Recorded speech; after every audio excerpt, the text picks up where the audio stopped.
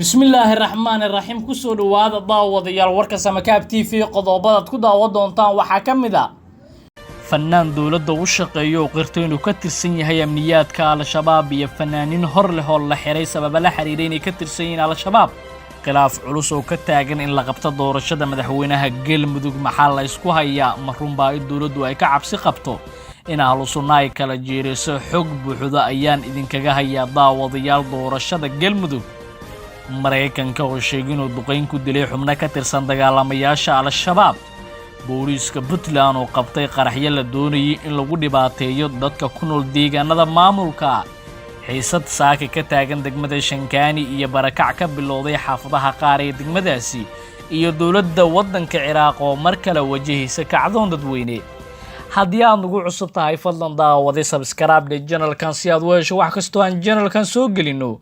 taariikhdu waxa ay tahay 21 bisha 1 January sanadka 2020 intaad maqasheen iyo qodobo kale ku soo dhawaada daawadayaal fanaan dawladda u shaqeeya ayaa qirtay sida la sheegay inuu ka tirsan yahay maleeshiyada al-shabaab caasimadda Orlando oo warkan daabacday ayaa heshay xog ku saabsan in fanaanin dhowr ah oo ka tirsan waaxda fanka ee gobolka Banaadir la xiray kuwaas oo la sheegay in qaarkood ay ka tirsan yihiin al-shabaab xogta ay heshay warbaahinta ayaa sheegay in Abshir Gaaran Axmed oo xogaan u ahaa agaasimaha waaxda fanka ee gobolka Banaadir Shamse Cali Macalin iyo fanaanin kale laga qabtay guri ay ka deganayeen degmada Boondheere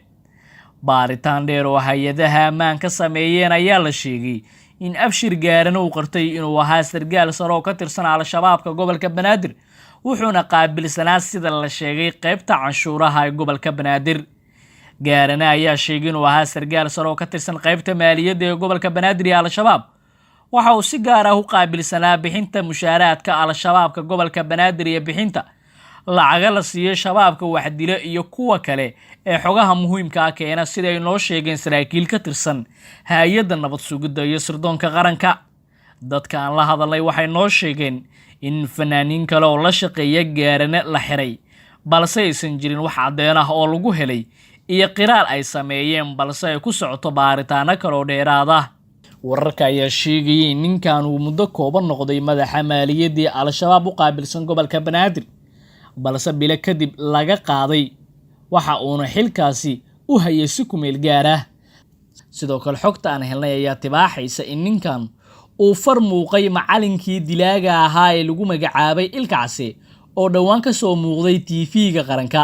hay'adaha ammaanka gaar ahaan hay'adda NISA waxay sheegtay in gobolka Banaadir ay dhex eegaagaan shabaab badan oo u baahan in aad looga taxadaro qaarkood waxay ku taliyeen in gobolka go'aan laga qaato gebi ahaanba isaga dhan 24kii bishii Juulaay sanadkii aan ka soo gudubnay 2019 agaasimo ka tirsan gobolka Banaadir ayaa isku dhex qarxisay howlka shirarka gobolka Banaadir oo ay ku shirayeen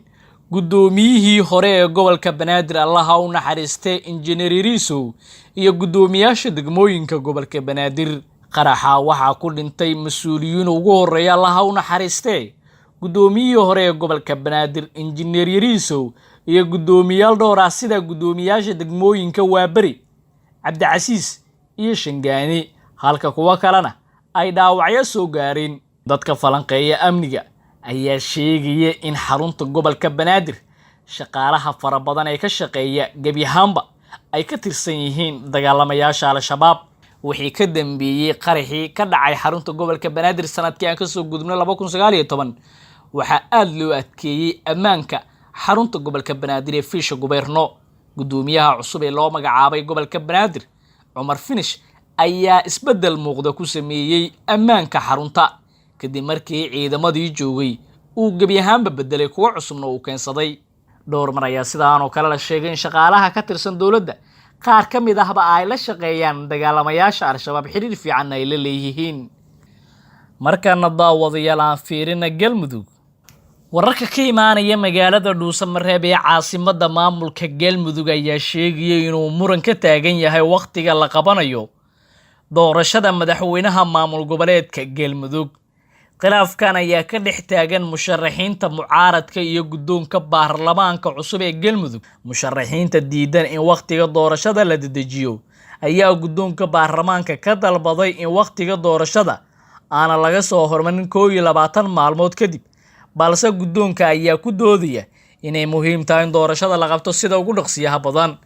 Khilaafkan ayaa ka dhex taagan musharaxiinta mucaaradka iyo guddoonka baarlamaanka Galmudug. Musharaxiinta diidan in wakhtiga doorashada la dedejiyo ayaa guddoonka baarlamaanka cusub ee Galmudug ka dalbaday in wakhtiga doorashada aana laga soo hormarin 21 maalmood, balse guddoonka baarlamaanka Galmudug ayaa ku doodaya inay muhiim tahay in doorashada la qabto sida ugu dhaqsiyaha badan. Musharaxiinta arrintan ka biyo diidan waxaa ka mid ah xildhibaan Cabdiraxmaan Odowa,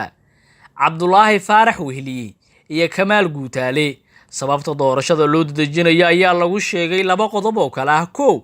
Cabsi laga qaba ahlu sunna wal jameeca oo siyaasado cusub la imaan karto iyo in dowladda ay ka hor dhacayso howlaha doorashada madaxweynaha Galmudug Axmed Ducaale Geelle Xaaf uu ka wada magaalada Gaalkacyo ee xarunta gobolka Mudug, ayna macquul tahay in maamulkiisa ka hor dhismo mid ka dhuusa mareeba haddii doorashada dib loo dhigo. Musharaxiinta mucaaradka ee u taagan qabashada madaxweynaha Galmudug ayaa dhankooda cuskanaya doodooda inay xaq u leeyihiin fursad in loo siiyo la kulmidda xildhibaanada iyo inay isku diyaariyaan waqtiga oo ay kaga faa'iideystaan ololahooda doorashada.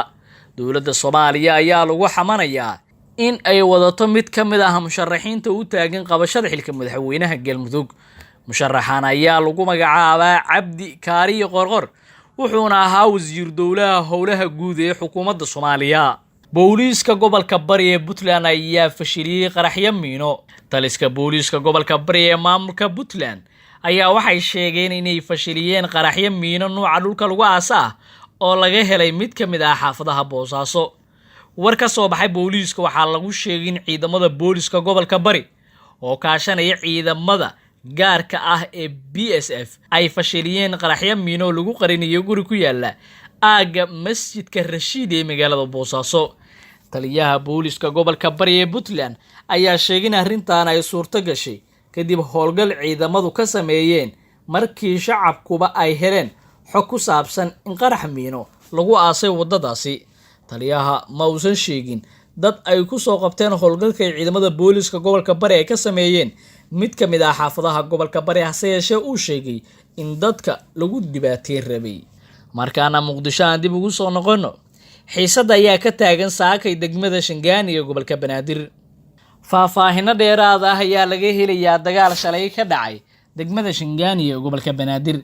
Dagaalka ayaa si gaar ah uga dhacay inta u dhaxaysa xarunta taraafikada ciidanka booliiska iyo dhismihii hore ee safaaradda Itoobiya. Iska horimaadka oo qaatay muddo ku dhow saacad ayaa geystay sida la sheegay khasaare iskugu jira dhimasho iyo dhaawac. Inkastoo tirada dhimashada aan si rasmi ah loo xaqiijin karin, balse waxaa ku dhaawacmay 3 qof oo mid ka mid ah uu yahay askari ka tirsan ciidanka booliiska, halka 2 kale yihiin dad shacab ah. Iska horimaadka oo qaatay muddo ku dhow saacad ayaa geystay khasaare iskugu jira dhimasho iyo dhaawac. Inkastoo tirada dhimashada aan si rasmi ah loo xaqiijin karin, balse waxaa ku dhaawacmay 3 qof oo mid ka mid ah uu yahay askari ka tirsan ciidanka booliiska Soomaaliya, halka 2 kale yihiin dad shacab ah.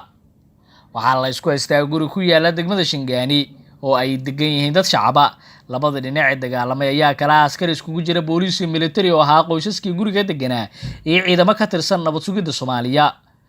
Wararka aan saaka ka helayna degmada Shangaani ee gobolka Banaadir ayaa sheegaya in xaaladdu ay tahay mid kacsan, iyadoo weli ciidamadii nabad sugidda ahaa ee gurigaasi weeraray shalay ay goobtaasi weli ku sugan yihiin. Markaana daawadayaal warkii dibadda, dowladda waddanka Ciraaq ayaa mar kale wajahaysa kacdoon dadweyne. Dibadbaxyaal careysan iyo laamaha ammaanka ayaa isku dhacay magaalada Baghdad ee xarunta waddanka Ciraaq shalay oo Isniin ahayd gelinkii dambe. 100 qof ayaa waxay iskugu soo bixeen wadooyinka waaweyn ee magaalada caasimaddu waa waddanka ay Baghdad. dadweynaha mudaharaadaya ayaa waxay dowladdu ka dalbanayaan in wax laga qabto musuqmaasuqa dalka ka jira iyo shaqo la'aanta oo heerkeeda aad u sareeya, iyo in doorasho waqtigeeda laga soo hormariyay ay ka dhacdo dalkaas. Waxaana la sheegay in iskoorimaadka dhexmaray booliiska iyo dibadbaxyaasha lagu xiray qaar ka mid ah dadkii banaanbaxa dhigayay. Waddanka Ciraaq ayaa bilihii u dambeeyay wajahayay deganaansho la'aan siyaasadeed, inkastoo dhibaatada ka taagan dalka Ciraaq la tilmaamayo inay ku lug leeyihiin quwado shisheeye. daawadayaal waa naga intaa warkaad kala socoteen Samakaab TV. haddii aad nagu cusub tahay fadlan daawade subscribe channel-kan